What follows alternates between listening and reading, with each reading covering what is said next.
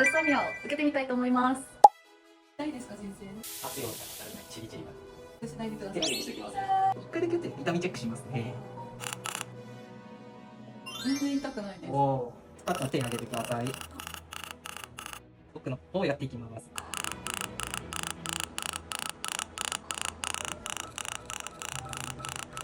まだ動かないでください。